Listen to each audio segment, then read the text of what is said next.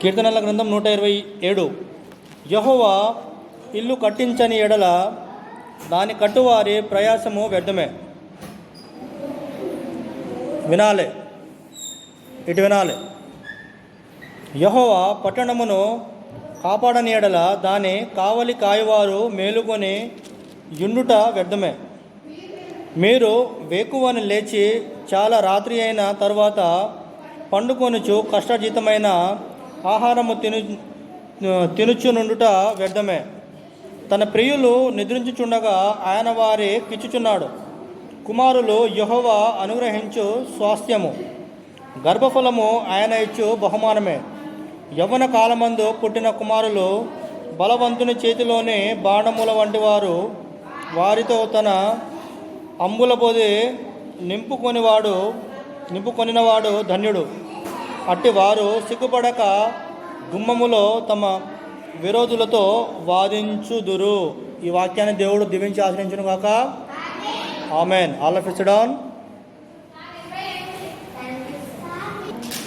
కీర్తనల గ్రంథం 127వ అధ్యాయం ఏమంటుందంటే, దేవుని వాక్యాన్ని మనము పఠించాలి. ప్రతిరోజు ఏం చేయాలి?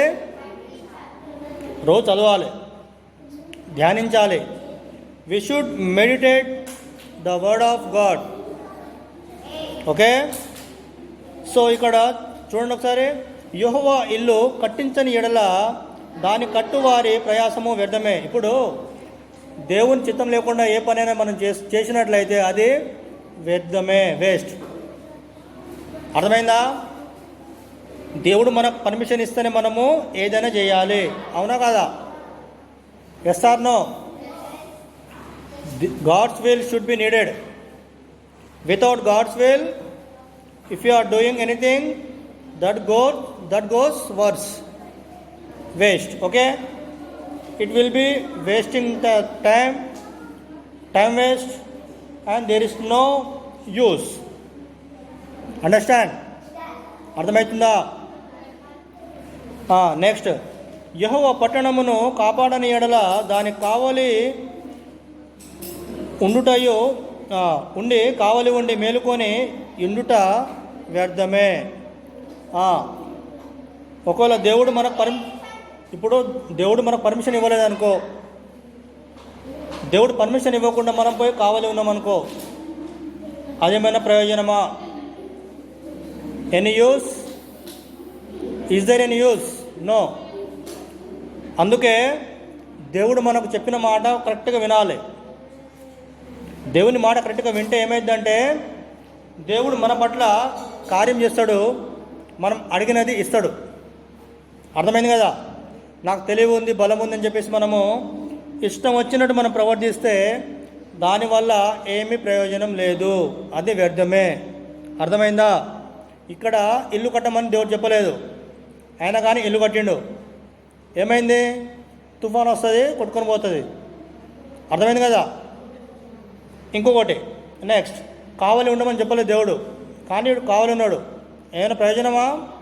లేదు. అదేవిధంగా మూడో చూద్దాం. మీరు వేకువనే లేచి చాలా రాత్రి అయిన తర్వాత పండుకొనుచు కష్టజీతమైన ఆహారము తినుచునుండుట వ్యర్థమే. ఇప్పుడు మనము వినాలి, రోజంతా కష్టపడతాం. అర్థమైందా? రోజంతా కష్టపడతాం, కష్టజీతాన్ని మనం పొందుకుంటాం. కానీ దేవుని చిత్తం ఏంటిది? వేకువనే 6 గంటల నుండి రాత్రి 6 గంటల వరకు మాత్రమే పని చేయాలి. దేవుని చిత్తం, దేవుని ఆజ్ఞ, దేవుని వాక్కు. కానీ మనం ఏం చేస్తాం? 24 అవర్స్ పని చేస్తూనే ఉంటాం. అప్పుడు ఏమవుతుందంటే ఆ భారం మొత్తము శరీరం మీద పడుతుంది. అవునా కదా? మన శరీరానికి నిద్ర కావాలి, ఖచ్చితంగా నిద్ర కావాలా వద్దా? రెస్ట్ కావాలి. రెస్ట్ లేకుండా మనము పని చేసినాం అనుకో, మొత్తం రోగాల బారిన పడతాం.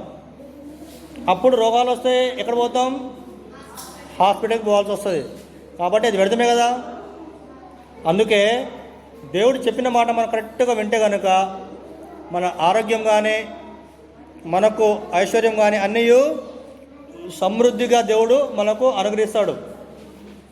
అంతేకాకుండా మనము ఏది అడిగినానో దేవుడు మనకు అనుగ్రహిస్తాడు. కానీ మనం ఏం చేస్తాం? మనకు తెలివి ఉంది కదా, మనకు జ్ఞానం ఉంది కదా, మనమే మనమే మనమే అన్నీయు అని మనం విర్రవీగుతాం. అలా విర్రవీగితే ఏమైందంటే పతనానికే దారి తీస్తుందన్నమాట. కాబట్టి దేవుని మాటను మనము మరవవద్దు. నెక్స్ట్ ఇంకొకటి చూద్దాం. తన ప్రియులు నిద్రించుచుండగా ఆయన వారి కిచ్చుచున్నాడు. ఆయన ప్రియులు అంటే ఎవరు నాన్న? మనమే. ఎవరు? ఆయన నమ్ముకున్నవాడు. అర్థమైందా? ఆయన నమ్ముకున్న వాళ్ళు ఎవరంట? ఆయనకు ప్రియులు, ఆయనకు ఇష్టము. కాబట్టి ఆయన ఎప్పుడు ఇస్తున్నాడు? మనము 6 గంటల నుండి, ఉదయం 6 గంటల నుండి సాయంత్రం 6 గంటల వరకు పనిచేసిన తర్వాత మనము వినాలి. మనం పొద్దున్న నుండి సాయంత్రం పనిచేసిన తర్వాత మనం నిద్రిస్తుంటాం, పడుకుంటాం, అలసిపోతాం పనిచేసి. అప్పుడు దేవుడు మనకంట ఏమిస్తున్నాడు? మనకు ఏదైతే కావాలో అది దేవుడు మనకు ఇచ్చుచున్నాడు. తన ప్రియులు నిద్రించుచుండగా ఆయన వారికి ఇచ్చుచున్నాడు. ఆయన నమ్ముకున్న వాళ్లకు ఆయన ఇస్తున్నాడు. ఎప్పుడు? వాళ్ళు నిద్ర ఉన్నప్పుడు. సో కుమారులు యెహోవా అనుగ్రహించు స్వాస్థ్యము, గర్భఫలము ఆయన ఇచ్చు బహుమానమే. ఏంటిదంట? కుమారులు ఆయన ఇచ్చు స్వాస్థ్యం అంట. ఇప్పుడు మనకు ఎవరిచ్చిర్రా? మనకు ఎవరిచ్చిర్రు? దేవుడు. కాబట్టి మనం ఎవరి స్వాస్థ్యము? దేవుని స్వాస్థ్యము. We are gift from God. We are gifted by God. Yes or no? కాబట్టి నెక్స్ట్ ఏమో చెప్తున్నాడు దేవుడు, గర్భఫలము ఆయన ఇచ్చు బహుమానమే. చాలామంది ఏమంటారు అంటే, అంతా మేము అనుకున్నాము కాబట్టి కుమారులు మాకు అందారు అన్నట్టు మాట్లాడతారు. అంతేనా? కానీ దేవుడు ఏమంటున్నాడు? గర్భఫలము దేవుడు ఇచ్చు బహుమానము అని అంటున్నాడు. అంతేనా? కాబట్టి we are gifted from God.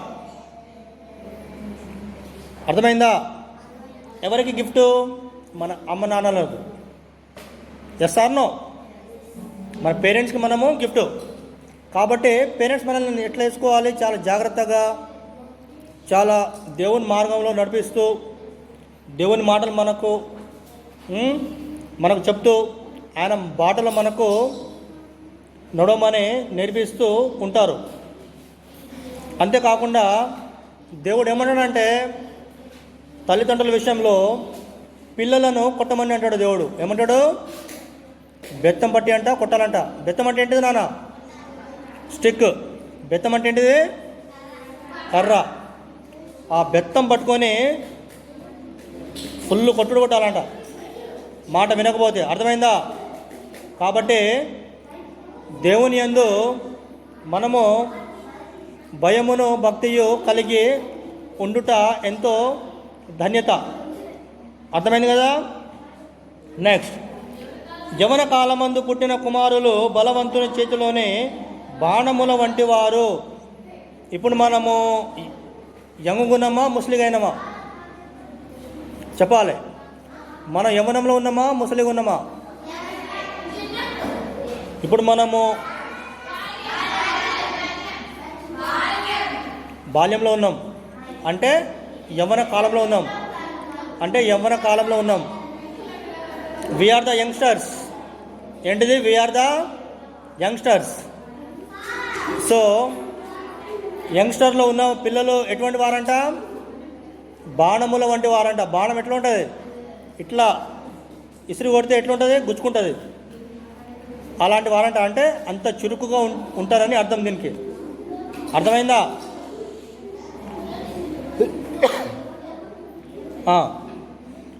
Next, వారితో తన అంబుల పొది నింపుకొనిన వాడు ధన్యుడు.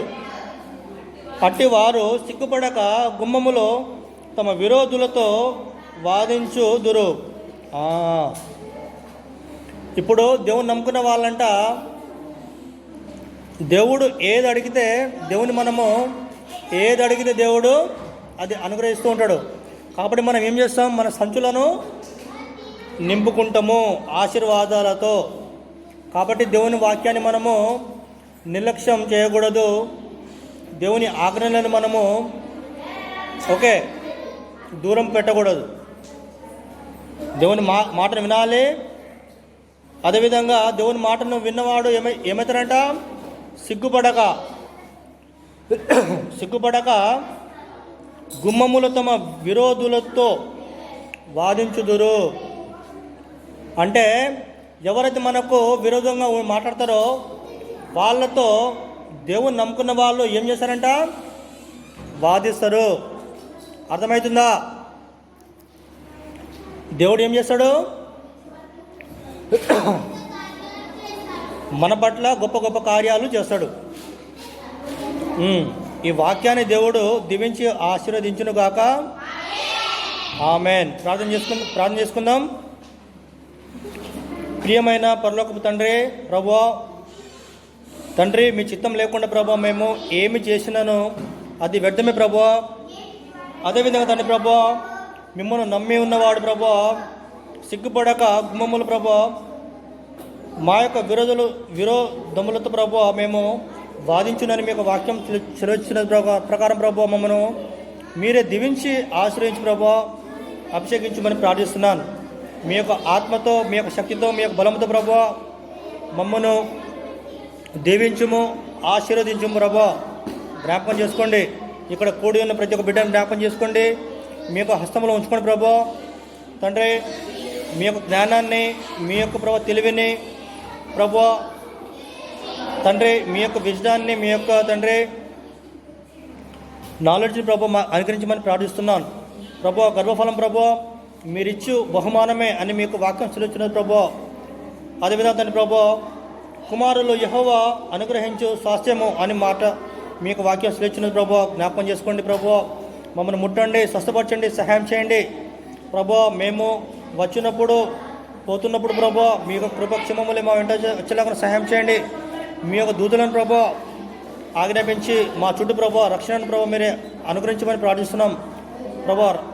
సురక్షితంగా ప్రభువా మేము చేసే ప్రతి పనులు ప్రభువా మీరే సహాయం చేయమని ప్రార్థిస్తున్నాను ప్రభువా.